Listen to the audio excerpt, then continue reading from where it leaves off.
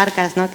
Donde dice que, bueno, que la masculinidad hay que destruirla, y es como muy bruto y muy tajante al respecto, y sobre todo reflexiona sobre la idea de que anclados en la masculinidad, los hombres no tienen nada interesante que decir, no tienen nada de lo que escribir, ¿no? Que es un poco el reverso de lo que tú comentabas. No es solo que el lugar desde el que escribimos sea el de, pues sí, la ausencia de privilegios o la experimentación de una opresión colectiva, la reflexión sobre ello, sino que es que, claro, si ostentas el lugar privilegiado de estar exactamente en el centro del status quo, vas a vivir una vida muy agradable, pero muy poco literaria, creo. Es decir, tampoco veo que haya conflicto, ¿no? Y, por otro lado, me venía al mismo tiempo a la mente un libro que acabo de leer, que es Cosas vivas, de Munir Hachemi, que me he dado cuenta de que es el único libro escrito por un hombre que encaja dentro de estas coordenadas que estábamos comentando. Es decir, es un relato vivencial, es un relato en el que se utiliza la experiencia para hacer denuncia política, y casualmente está escrito por una persona de ascendencia árabe, racializada, bueno, que además cuenta una experiencia como de opresión de clase obrera extrema. Es decir, obviamente para mí, al menos la literatura que me interesa, el tipo de conflicto que me interesa, surge de habitar esos márgenes, ¿no? Y claro, más aún si lo que hacemos es transcribir la propia experiencia. Seguro que hay y ha habido señores con el talento suficiente como para ficcionalizar, para inventar historias, ¿no? que oculten su posición de privilegio y, por tanto, hacer ficción interesante, incluso viviendo en el centro del palacio. Pero sí, creo que nos estamos refiriendo a un género que solo tiene sentido, al menos desde mi punto de vista, si nace ahí, ¿no? de la periferia. Te quería preguntar, en el confinamiento, que antes, Naisa y yo nos hemos ido a tomar un vino antes para conocernos y un par. Nos hemos hecho algunas preguntas que he dicho, bueno, las guardamos para luego. Durante el confinamiento, si has escrito y si te ha afectado la escritura.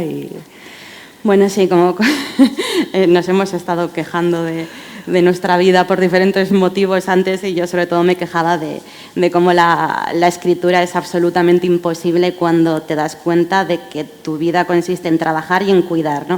Es decir, más bien, por decirlo de otra manera, la experiencia que hemos vivido confinados con nuestros hijos en nuestras casas, creo que nos ha hecho tomar una conciencia redoblada de la idea de que los cuidados son trabajo, ¿no? Porque si trabajar es un trabajo, o sea, si escribir es un trabajo, si luego aparte tengo mi trabajo asalariado, y si los cuidados son un trabajo, las mujeres nos quejamos de la doble jornada, que es una explotación terrible, pero la triple jornada ya sí que es una utopía, ¿no? No es algo que sea factible. Así que, no sé, sí, yo creo que de alguna forma esta experiencia como de la pandemia, para muchas yo creo que ha sido como darnos un golpe muy fuerte con nuestras condiciones materiales, ¿no? Es como tu casa de mierda por la que pagabas un pastón antes podía verse relegado a un segundo plano porque trabajabas fuera, pero de pronto estabas encerrada en tu casa. Claro. La idea de los cuidados que antes podías delegar en terceros o pagar porque alguien los hiciera por ti, de pronto estaban ahí, ¿no? Sí que ha sido eso, como una constatación terrible de la cantidad de trabajo no retribuido que hacemos en nuestra vida diaria, y de cómo la escritura, para existir, requiere de no ser mujer, ¿no? Es decir, si las mujeres históricamente éramos las que estábamos encargadas de los cuidados, pues para escribir es necesario no cuidar o no cuidar de esta forma. Yo siempre, alguna vez me han preguntado alguna chavala ahí para escribir, el talento, ¿no? Todo este tema. El talento, digo, mira, para escribir, ¿sabes lo que se necesitan? Condiciones materiales.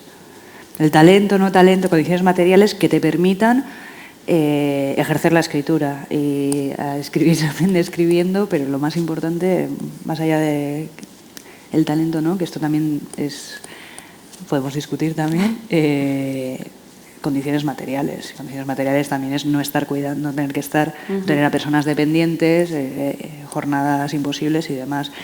Yo tengo mucha suerte porque no tengo personas dependientes, y aún así me pasó algo curioso que después he hablado con otras escritoras, y que también, que el tema de la concentración, ¿no? De repente era como muy raro mirar hacia adentro con todo lo que estaba pasando fuera. Era como imposible dar la espalda a todo lo que estaba pasando. Tengo en marcha una novela y ya la tenía en marcha cuando pasó todo esto, ya la tenía más o menos estructurada y decía, pero ¿cómo voy a escribir sobre esta historia con todo lo que hay fuera, ¿no? Me parecía una cosa como Alien, casi. Por eso te preguntaba, pero claro, con niña ya... Sí, bueno, y luego también estaba una cosa que nos ha pasado a las dos, ¿no? Y es que ya tenemos tablas, hemos hablado muchas veces en público, ¿no? Esto no es como ninguna experiencia de iniciación y, sin embargo, veníamos nerviosas, ¿no? Y es lo primero que veníamos comentando.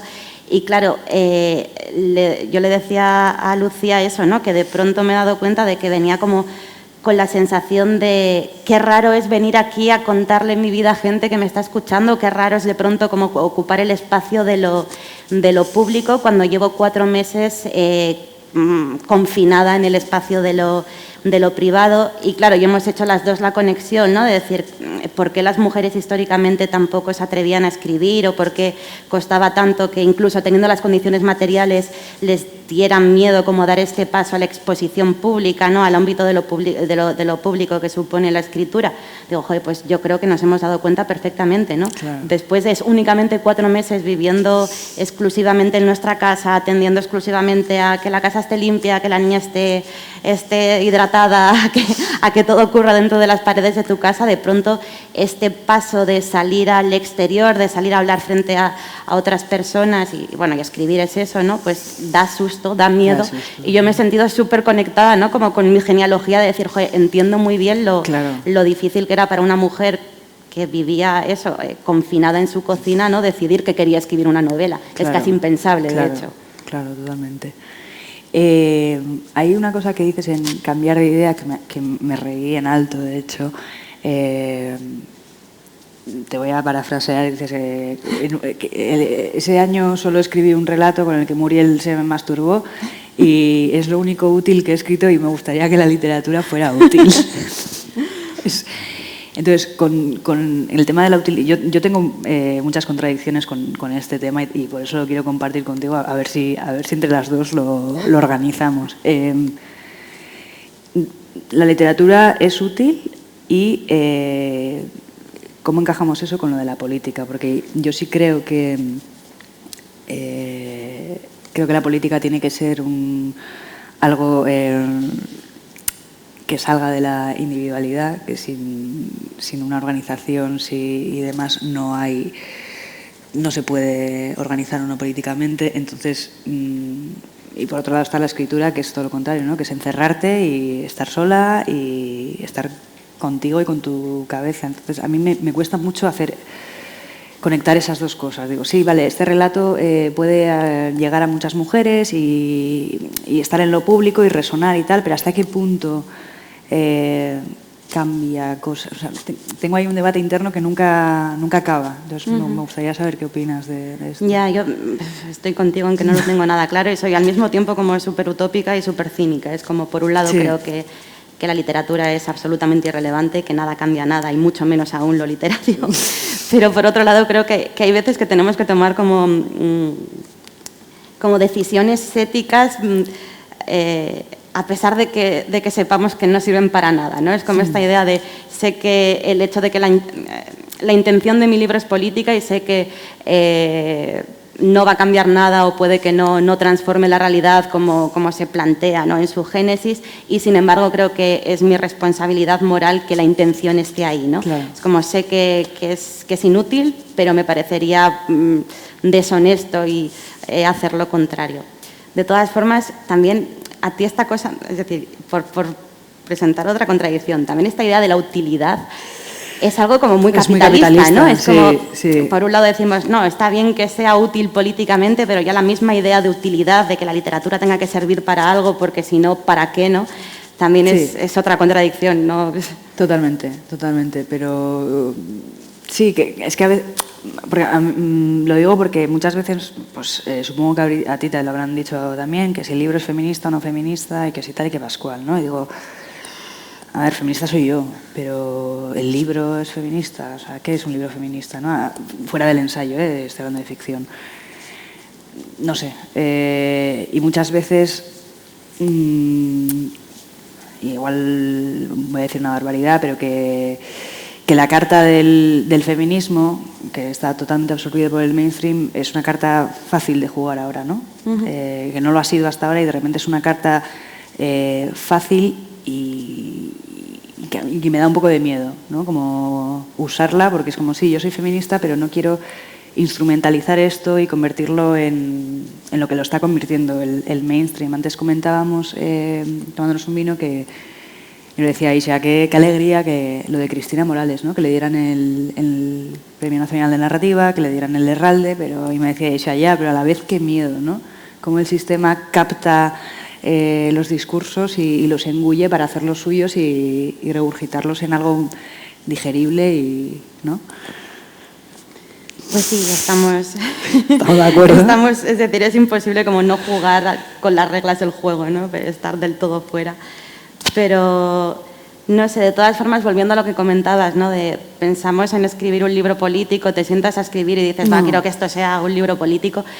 Creo que no, que la respuesta es no en ambos casos, ¿no? Y que lo curioso es que suceda, ¿no? Es decir, que tú te sientas frente al teclado con esta sensación de hay algo que tengo que expresar y esto nace de lo individual, es decir, hay algo que tengo que expresar para quedarme yo tranquila, para pasar página, para ver cómo se expresa en palabras, para entenderlo mejor. Y lo que es curioso y lo que es como casi magia es cuando terminas este proceso de escritura que parte de lo individual, ¿no? Y de pronto te leen y te ponen el San Benito de has escrito una novela generacional, ¿no? Claro. Que por cierto suele ser algo como que te lo dicen siempre, oye, espero que no te moleste, pero es generacional, ¿no? Es decir, es algo que suele tener connotaciones negativas porque se supone que algo generacional es algo que va a caducar pronto, es algo que solo interpela a la gente que tiene tu misma edad, es algo que solo hacen los jóvenes, ¿no? Parece que lo generacional solo es joven. Sí. Y sin embargo, a mí cuando me pasó con Cambiar de Idea, yo decía, no, adelante. O sea, a mí esto me parece maravilloso, que me digas que yo, contando mi experiencia individual a través de un proceso de escritura individual, haya conseguido como dar este salto a lo generacional y a lo colectivo, ¿no? Pues es decir, igual lo político es eso, igual lo político es la capacidad como de que suceda este trasvase, ¿no? Entre lo personal Mira, eso me gusta. Y lo público. Pero ¿qué opinas tú del San Benito generacional? Me gusta esto que me dices, o sea, lo que dices tú me gusta porque es una nueva forma de mirar en la que yo no había pensado, porque casi siempre he pensado que la etiqueta generacional es algo que sirve más a los periodistas, ¿no? que a nosotras, ¿no? Y que además, pues lo que dices tú, o sea, generacional, ¿por qué siempre es joven? O sea, porque Enrique Vilamatas también es generacional y nadie le dice, has escrito una novela generacional, has escrito una novela y punto. ¿Por qué? Porque es un tío y lo suyo es universal, fin. Entonces, lo tuyo es feminista, lo tuyo es generacional, o sea, es... no sé. Yo creo que nos han metido un golazo con las novelas generacionales y con las novelas feministas, porque a los hombres de cierta edad no les dicen que sus novelas son generacionales y que son feministas, son novelas y ya está. Entonces, bueno, ya no se atreven a decir este término asqueroso que era chiclit, novelas para chicas, pero vamos. Creo que diciendo novela... Puedo proyectar, ¿eh? Ah, vale. Que creo que es un poco el mismo juego, ¿no? ¿Right? ¿No? Bueno, creo que te oímos. Si hablo así se oye. Pues ya está. Hemos tenido bastantes problemas con el micro porque de hecho antes Lucía le han puesto el micro mientras tenía la mascarilla puesta y entonces luego era imposible quitar la mascarilla del micro.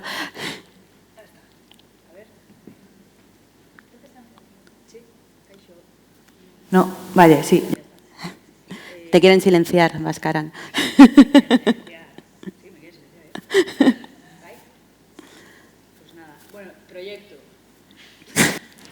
A ver, ¿right? Bueno, eso, que creo que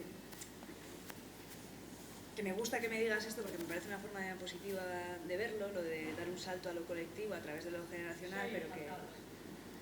¿Se oye fatal? Sí. A ver, Esperamos entonces a ver.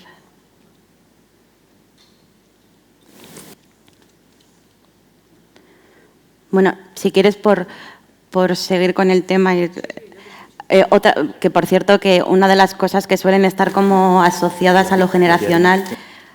Perdona, Aisha. Ah, mira, ahora se funciona. Ahora sí.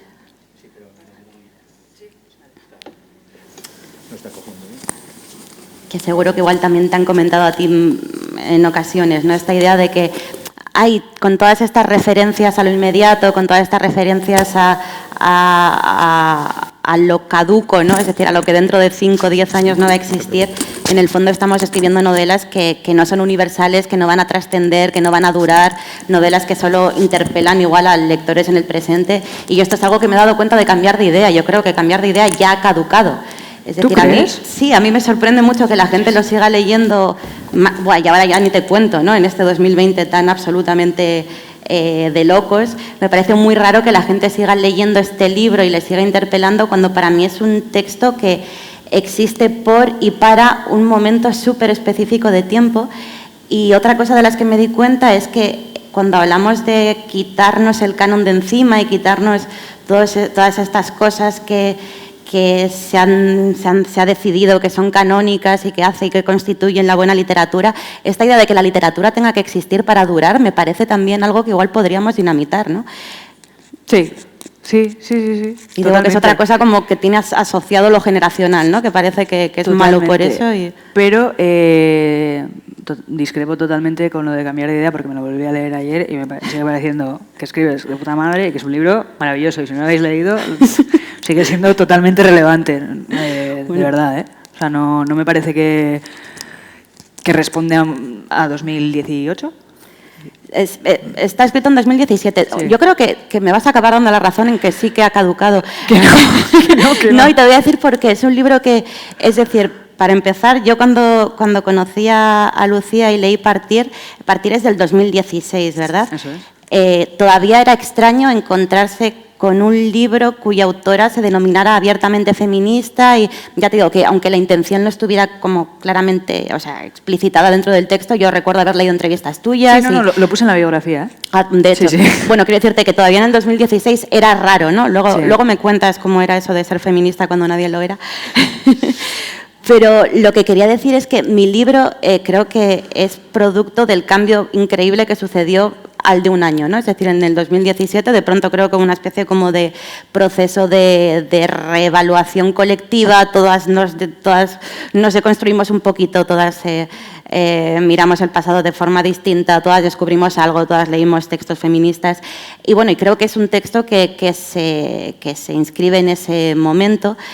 Y cuando te decía que tú misma has dicho que ha caducado, antes decías, empiezo a tener ciertos problemas con este feminismo, con lo fácil que es ahora jugar la carta del feminismo. Yo creo que estamos en un momento en el que todas hemos pasado de ese entusiasmo que caracterizó el 2017 a un escepticismo muy grande por cómo el feminismo se está volviendo un feminismo desde las instituciones transfobo, que deja fuera la interseccionalidad, que no tiene en cuenta a las temporeras de Huelva, pero sí, es decir, yo creo que ahora sí vemos desde el 2020, el 2017, igual, voy a decir una cosa súper bruta, pero yo ahora desde el presente lo veo como, mira, todas las niñas ricas nos dimos cuenta en el 2017 de que nos habían violado a nosotras, ¿no? Es decir, fue el año de darnos cuenta de esto. Pues igual en el 2020 ya hemos hecho esta especie de proceso de duelo colectivo y estamos a otra cosa y los automatismos de ese feminismo que tuvo sentido en el 2017 están caducados. Es que es muy raro, pero para mí eso es positivo. O sea, que estemos en constante revisión es algo que es cansado y que creo que deja muchos cadáveres, pero que a la vez tiene que ser así, ¿no? Que tiene que haber una constante revisión. Y yo cuando puse en 2016 en mi biografía del libro puse que era feminista radical y bueno, pues hubo una respuesta de un periódico muy gordo que me hizo mucho daño y bueno, que piensas, no, esto en Euskal Herria, no, esto no puede pasar, además tal, bueno, es un diario medio fascista, pero no, ¿qué va? Pero sí pasa, ¿no? De repente estoy vetada, no mandan a periodistas a entrevistarme y tal. Bueno, no me arrepiento de haberlo hecho, pero sí tengo la sensación de que otras compañeras a lo mejor se han dicho feministas en público, han tomado según qué decisiones, cuando no con la primera novela, cuando ya pues has ganado un premio, entonces ya te cagas en el sistema, ¿no? Recoge esos 40.000 euros y me cago en todos vosotros, ¿no? Y yo hice un poco al revés. Saco una novela, me cago en todos vosotros, vale, pues Daniel Vasco ya no te entrevista, ¿sabes? Entonces, no sé si fue una decisión súper inteligente por mi parte, pero bueno, ya está. Bueno, pero quiero decir, creo que si algo que te caracteriza es ponerte, es decir, ponerte en riesgo, en peligro, ¿no? En general, porque esto, no sé cómo vamos de tiempo, pero a mí me apetecía mucho preguntarte también por el tema de las redes sociales, ¿no? Porque cuando hemos hablado de que se nos tilda de escribir novelas generacionales, obviamente también formamos parte de una misma generación, sí. Y si algo caracteriza a nuestra generación, yo creo que es en gran medida también el feedback continuo que tenemos en tanto que escritoras, con el trabajo de activismo que realizamos en redes, con lo que aprendemos en redes, el trabajo que realizan otras colegas. Es decir, realmente igual a gente de una generación distinta les puede parecer hasta frívolo que digamos que Twitter es una fuente de influencia importante para nosotras, sí. Pero yo creo que lo es, ¿no? O igual no, pero lo que yo quería decir es que tú has tenido un perfil en Twitter muy activo y muy peligroso. Tú sí. Es decir, ahí sí que te has puesto en riesgo muchas veces. Sí, no. O sea, llevo bastante tiempo sin entrar y tal, porque llegó un momento en el que me puedes discutir esto, pero uno era ruido, o sea, vi que no era una plaza de debate, que no era el sitio para debatir, que no era el sitio donde una se puede organizar políticamente y que todo es el hachazo y el buscarle las cosquillas a todo y, sobre todo, que tiene mucho más que ver con el ego que en mi caso. O sea, en mi caso saciaba algo que tiene mucho más que ver con el ego que o sea, a mí Twitter ni me ayuda a ser... sí que en su época empecé a seguir a muchas feministas y sí que fue una especie de escuela para iniciarme en el feminismo y iniciarme en ciertas lecturas. Pero ya a partir de... O sea, yo en el momento en el que me ponga a escribir una novela no puedo estar en Twitter. No puedo estar en Twitter porque tengo que cerrar la puerta, ¿no? No solo la física, sino la mental, de cerrar la puerta y cerrar el ruido de fuera y quedarme yo sola con mis pensamientos. Y creo que Twitter pues es una vorágine que no me ayuda. No sé, tú... Claro, con Noa no sé si tampoco te da mucho tiempo a... La verdad es que cada vez menos y estoy totalmente de acuerdo contigo en que si alguna vez, tengo un recuerdo remoto de haber tenido alguna conversación interesante en Twitter, tiempo A, es decir, si alguna vez fue un espacio de debate, lo ha dejado de ser, sí. Pero sí que noto que es un espacio en el que se crean y se destruyen hegemonías, ¿no? Sí, totalmente. Y esto sí que es importante. No sé, ahora, por ejemplo, que hay como una especie de, lo que comentábamos antes, ¿no? Una especie como es que no sé cómo decirlo, de guerra abierta contra el colectivo trans por parte de mujeres con poder institucional del feminismo de toda la vida, ¿no? Es decir, el hecho de que en Twitter no estemos todo el día dando argumentos sobre por qué una persona trans tiene derechos, pero estemos todo el día recordando, es decir, todo el día repitiendo la misma información. No hay debate, hay una especie como de reiteración de hay que apoyar las vidas trans, hay que apoyar las vidas trans. Esto sí que parece ruido y de hecho parece como absurdo, ¿no? Pero de lo que te das cuenta es de que se construye una contrahegemonía. Es decir, que ya de pronto la gente tiene la visión de que no es tan periférico el apoyo al transfeminismo, no es tan periférico la discrepancia con los grandes nombres del feminismo institucional, ¿no? Es decir, se hace ruido, pero sí que es ruido como que funciona igual cuantitativamente y no cualitativamente, ¿no? Sí, estoy de acuerdo, pero o sea, para mí, por ejemplo, sobre el tema las vidas trans, eso no es ruido. Es ruido todo lo demás. O sea, es como un constante bombardeo, ¿no? Y a raíz de esto, no sé, supongo que te lo habrán comentado. No, es que ahora solo os publican a mujeres y estáis todas chavalitas y todas tal. Y luego Pello Riaño escribió un artículo en El País con cifras y datos y eso no es verdad. O sea, que se crean unas burbujas que parece que ahora las feministas y las que publicamos somos todas todas somos feministas, todas tenemos entre 30 y 35 años y tal, y somos las que más vendemos, y eso es mentira. Ya. O sea, eso es un espejismo que dan las redes sociales, que luego te vas a los datos, te vas a la Feria del Libro de Madrid, los datos de quién vende más libros, a quién se lee, a quién no, y demás. Y por eso te digo que Twitter sí que tiene esta cosa como de espejismo, como de no, aquí, esto no es una mayoría, no es una mayoría y no es un...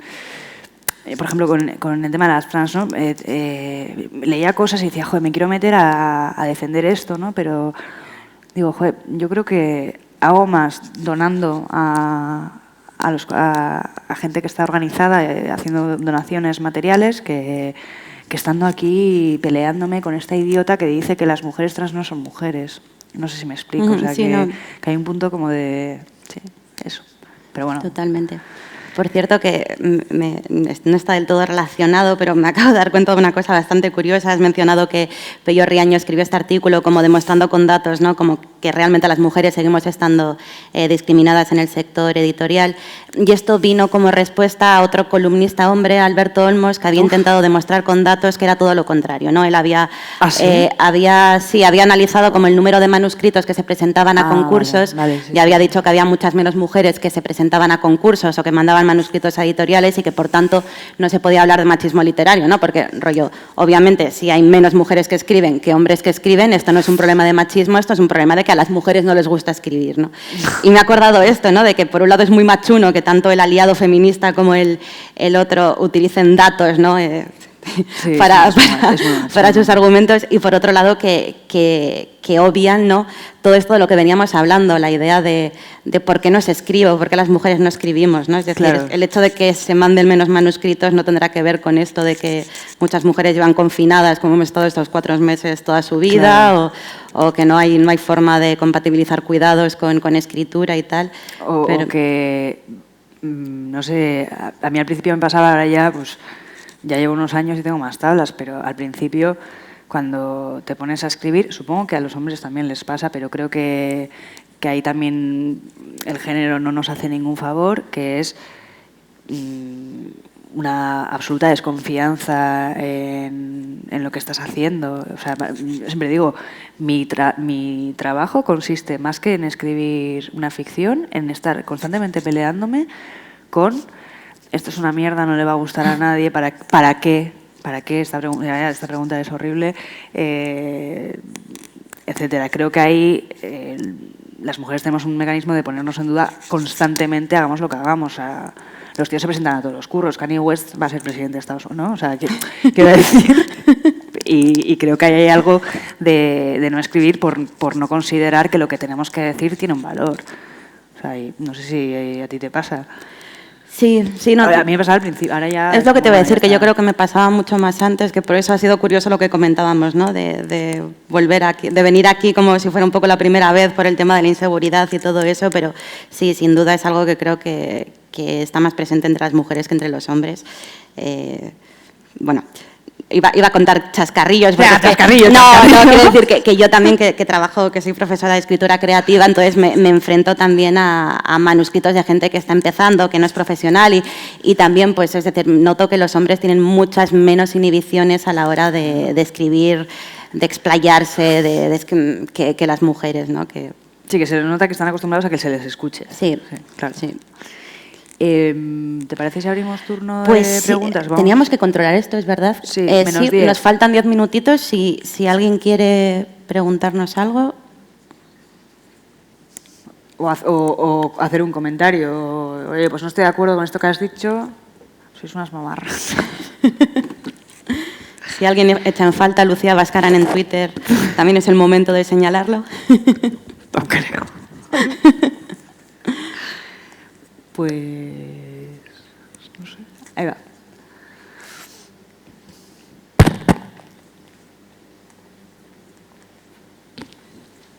Hola, Caixo. Caixo. ¿Se me oye? Sí. Vale. Bueno, gracias por la charla. Quería hacer solo unos comentarios y al final pues lanzar una pregunta. Sobre los comentarios, sobre todo relacionado a lo que estabas diciendo sobre la relación entre la literatura y la política. o la literatura y el cambio social, si se puede llamar así. Y esa es una pregunta que yo lo he visto, o por lo menos me intriga mucho, pero de un otro punto de vista, desde la sociología o las ciencias sociales. Y para mí la literatura, así como otras formas de arte, yo creo que son muy importantes para oxigenar justamente no solo teorías, pero también prácticas que muchas veces se ponen esclerosadas o son muy rígidas, y que aunque no sean universales, pues esa no universalidad o ese compactuar con el individuo, ¿no?, que se muestra pues, desde una perspectiva incluso autoficcional, yo creo que es muy importante. Pero también yo creo que también hay que tener, por lo menos es un comentario que tengo en mi cabeza, igual estoy equivocado, tener cuidado cuando se intenta llevar, por ejemplo, la parte política desde el individuo hacia la política, por ejemplo, porque tú has mencionado que ahora lo político es lo individual, y yo creo que esto es totalmente correcto, pero primeramente hay que tener una noción de la limitación en cuestión de representatividad de tu propia vivencia personal, y eso pues ya se ve mucho en la cuestión desde el conocimiento situado o hasta el lugar de habla, o incluso pues cómo te colocas tú mismo a crear tu obra. Y también de que la política es más allá también de los individuos, de la suma de las individualidades, y eso también es algo que va mucho con una perspectiva temporal y cultural en cada sitio. Entonces, son como dos límites o dos tapones que van a poner como direcciones a la creación artística para relacionarse con lo político. Pero no por ello, como lo he dicho antes, eso no inhibe que la literatura permita oxigenar lo que se está produciendo o se está pensando en lo político. Y yo creo que en tu obra, aunque hayas dicho que ha caducado increíblemente en 3 años, por una parte es cierto, porque los cambios ahora son muy acelerados, pero también eso permite reflexionar sobre los propios cambios que están pasando ahora, y eso con la cuarentena lo hemos visto muy claramente. Ese era mi comentario. Y mi pregunta que quería lanzar, y es una pregunta que siempre la hago con mucha gente que hablo, es ¿cuál es vuestra idea del talento que justo habías mencionado antes? O sea, ¿cómo percibes o cómo lo entiendes tú el talento? No sé, desde una perspectiva tanto de tu propia creación o de una manera más general en la literatura o incluso más allá. Has mencionado, por ejemplo, la cuestión de material, que es muy importante, y más allá, o sea, cómo vendría el talento, etcétera. O sea, vuestras ideas sobre talento. Es que ricasco.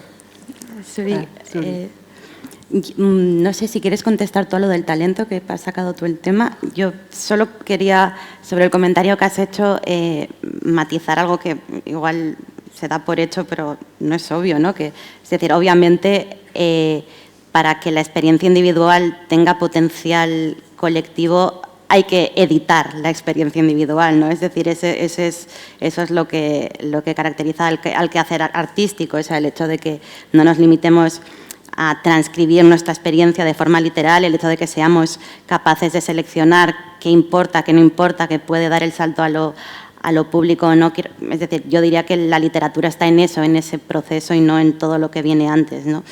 Y es algo, antes ha mencionado Lucía Bascarán a Karl Ove Knausgaard, que es este señor que lo que hace para mi gusto es todo lo contrario. A mí no me interesa nada el tipo de memorias que escribe, porque para mí incurre en este pecado del exceso, como lo transcribe y lo cuenta absolutamente todo, como no hay un proceso de selección, y para mí la literatura está en eso, en el proceso de selección, pues al final yo son libros a los que no les veo siquiera intención, no sé muy bien qué pretende, qué nos quiere contar ni nada, ¿no? O sea, que quiero decirte que estoy de acuerdo contigo, pero que lo que me comentabas creo que tenía una visión de la literatura experiencial casi como si fuera crónica histórica en lugar de elaboración literaria, ¿no? Que no es el caso. Claro, totalmente. Sobre el talento, bueno, creo que hay mucha... con el talento, con la figura de los escritores, y uso el masculino con intención, creo que hay mucho mito alrededor, ¿no? El talento y la inspiración y todo esto.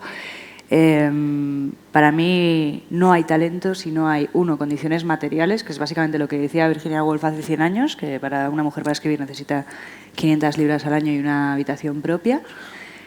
Condiciones materiales, es decir, tener casa, comida, cuidados cubiertos y mucho más oficio que inspiración, es decir, dedicarle tiempo.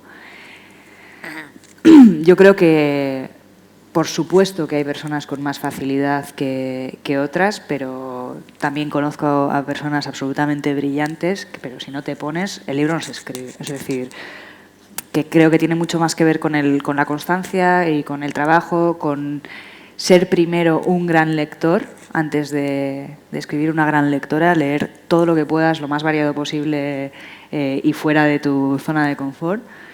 Y creo que tiene mucho más que ver con eso que con el talento, que es esta cosa como abstracta que tampoco... Pero sí, claro, sí que hay gente que tiene más facilidad. Pero bueno, ¿quién decide quién es talentoso y quién no? También se podría discutir, ¿no? ¿Tú tienes algo? No, totalmente de acuerdo. Lo único que igual también, es decir, antes decíamos que nos parece interesante lo que tiene que contar gente que hoy en día habita los márgenes, ¿no?